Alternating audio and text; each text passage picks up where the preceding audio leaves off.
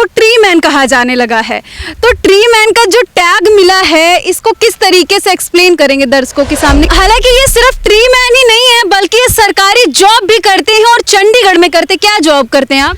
मैं चंडीगढ़ पुलिस में सिपाही के पद पर कार्यरत हूँ। वैसे तो भारत 1947 में आजाद हो गया था, लेकिन आज सबसे बड़ी जो गुलामी है वो प्रदूषण की है। हमारा जो लक्ष्य है ज्यादा से ज्यादा पेड़ लगाए जाएं जिससे पक्षियों का आश्रय बने और छोटे छोटे बच्चों को अस्थमा, कैंसर जैसी बीमारियां होती है प्रदूषण की वजह से, वो भी एक स्वस्थ वातावरण में आजादी के तहत अपना सांस ले सके। और हम लोगों में जागरूकता पैदा करने के लिए पेड़ के प्रति उनका जुड़ाव बने, भाव बने, उसके लिए हम इन पेड़ों को फ्री देते हैं। और इसमें काफी सैकड़ों युवा आते हैं। ये नर्सरी का नाम भी जनता नर्सरी इसीलिए रखा है क्योंकि लोग 24 घंटे यहाँ से पेड़ ले सकते हैं। पेड़ बचेंगे, पक्षी बचेंगे, तो मैं भी इस प्रकृति का हिस्सा हूँ, तो मैं भी बचूंगा। अगर कुछ भी नहीं रहेगा मैं भी मारा जाऊंगा। सभी के भाव के सहयोग से इतने स्वस्थ और अच्छे पौधे तैयार होते हैं जिससे पूरे भारत में अलग अलग जगह यहाँ से पौधे जाते हैं। आज एक ऐसे व्यक्ति के पास मौजूद है जो आज के भी समय में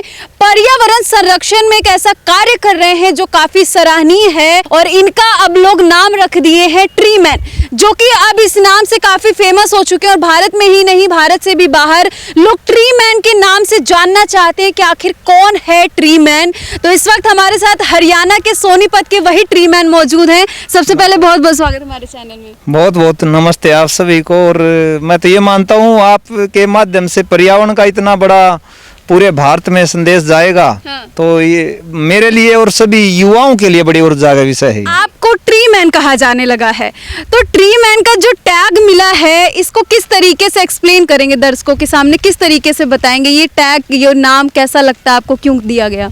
देखो, नाम के साथ कोई भी व्यक्ति किसी भी क्षेत्र में काम करता है, जैसे वाटरमैन कहेंगे तो निश्चित तौर पर जाना जाएगा पानी पे काम करता है।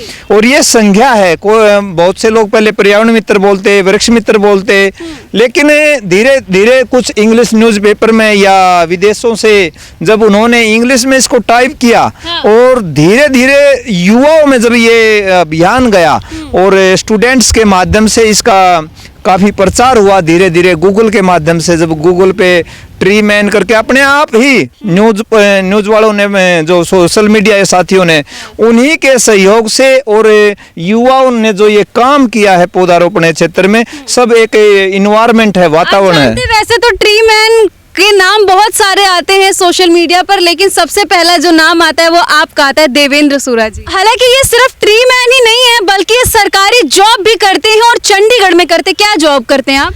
मैं चंडीगढ़ पुलिस में सिपाही के पद पर कार्यरत हूँ। और जॉब के साथ साथ मैं तो ये मानता हूँ, तो जैसे मैं देश के लिए, अपने देश को एक बड़ा ही प्रेम करता हूँ, ऐसे ही नौकरी के साथ साथ मैं तो ये मानता हूँ हर व्यक्ति को अपने देश के लिए कुछ करना चाहिए। तो ये जो सोनीपत में आपने इतना बड़ा नर्सरी जैसा खोल रखा है, बहुत सारे पेड़ है, हरियाली है, ये ख्याल मन में कहाँ से आया? देखो, मेरा यही था मैं देश के लिए कुछ अच्छा करूं।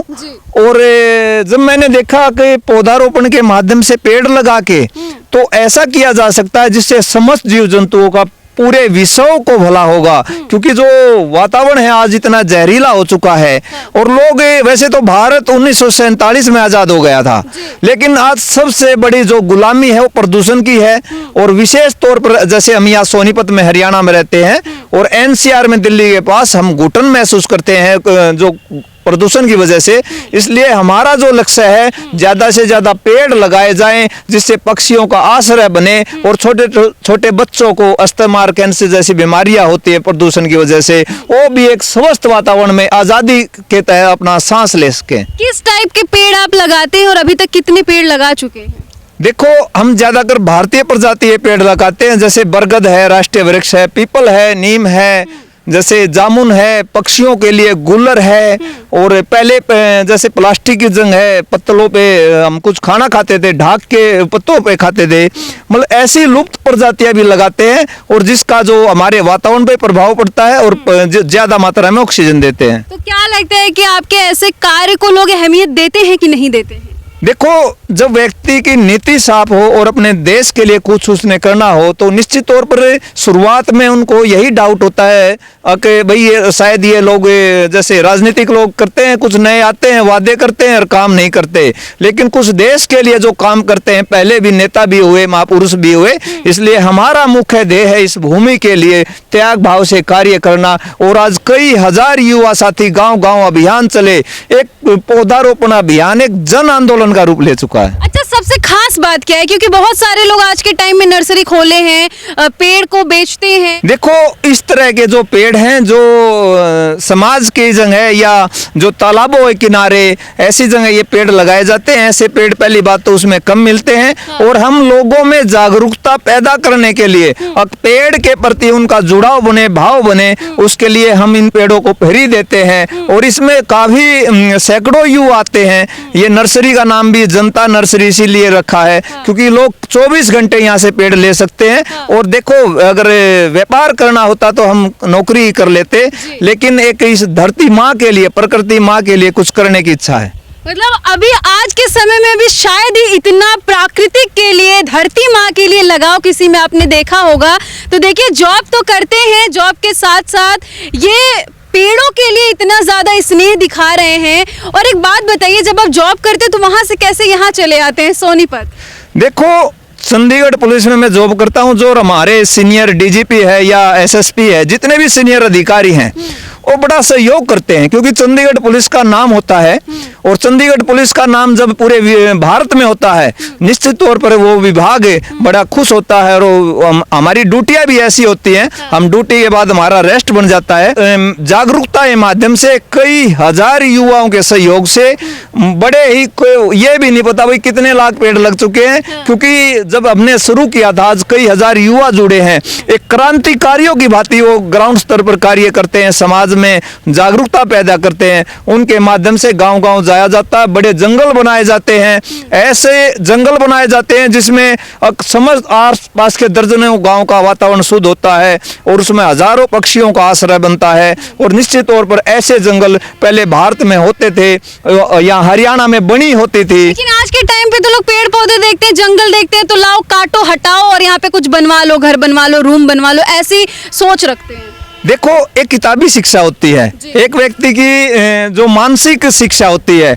कहीं ना कहीं वो मानसिक रूप से बीमार हैं। लोग प्रकृति को काटने की सोचते हैं, पक्षियों को मारने की सोचते हैं, निश्चित तौर पर वो बीमार हैं। और मैं ये कहता हूँ, ये तो हम भी, मनुष्य भी एक प्रकृति का हिस्सा है। अगर ऐसे ही पेड़ कटते रहे, पक्षी मरते रहे, निश्चित तौर पर जैसे कोरोना जैसी महामारी आई थी, हमारा भी समय दूर नहीं होगा अगर ये चीजें नष्ट हो गई। आप इतना सब कुछ लोगों को बता रहे हैं, समझा रहे हैं, आपका क्या फायदा है? देखो, मेरा ये फायदा है क्योंकि जब पेड़ बचेंगे, पक्षी बचेंगे, तो मैं भी इस प्रकृति का हिस्सा हूँ, तो मैं भी बचूंगा। अगर कुछ भी नहीं रहेगा, मैं भी मारा जाऊंगा। अगर मैं इस अपने अच्छे सोचूंगा, इस धरती माँ के बारे में अच्छा सोचूंगा, निश्चित तौर पर सबका अच्छा होगा। और निश्चित तौर पर सबका अच्छा होगा तब मेरा भी अच्छा होगा। आप जो पेड़ लाके लगाते हैं, बड़ा करते हैं, उसको फ्री में दे देते हैं लोगों को, तो इस पर आपकी कितनी लागत लग जाती होगी? देखो, इसमें जैसे मैं 5 बार निजी लोन लिया है सैलरी पे, और उसके साथ जैसे युवा साथी है, सैकड़ों युवा साथी हैं, नर्सरी को तैयार करना है या ऑक्सीजन बागों में सहायता करते हैं। कई हजार युवा साथी ऐसे हैं जो अपने अपने गांव में या नर्सरी में आते हैं, क्योंकि ये कार्य खाली अकेले मेरे से नहीं चल सकता। सुनने में आया था देवेंद्र जी कि आप अपनी सैलरी का सारा पैसा इसमें लगा देते हैं। हाँ, देखो, मेरा कुछ नहीं है इसमें, ये सब परमात्मा का वो है, जो सैलरी मिलती है इसमें लगा देते हैं। और परिवार का अच्छा है, माता पिता की पेंशन से, मेरे पिताजी आर्मी से पेंशन है, उससे हमारे परिवार का खर्चा चल जाता है। और निश्चित तौर पर व्यक्ति को 2 रोटी चाहिए और अपना साधारण जीवन है, साधारण भोजन है। और सबसे आज के टाइम पे तो लोग चाहते हैं लग्जरी लाइफ हो, हम भी फॉर्च्यूनर से घूमे, बड़े बड़े होटल में रहें, बड़े बड़े जगहों पर जाएं, लेकिन आप अपनी जन्मभूमि को इतना खूबसूरत बनाना चाहते, ये सोच कहाँ से आई? देखो, पर्सनालिटी 2 तरह की होती है, एक इंटरनल पर्सनालिटी, एक एक्सटर्नल पर्सनालिटी। देखो, हम एक जो इंटरनल पर्सनालिटी है, जो आंतरिक जो दिखावा है उसमें जीते हैं लोग।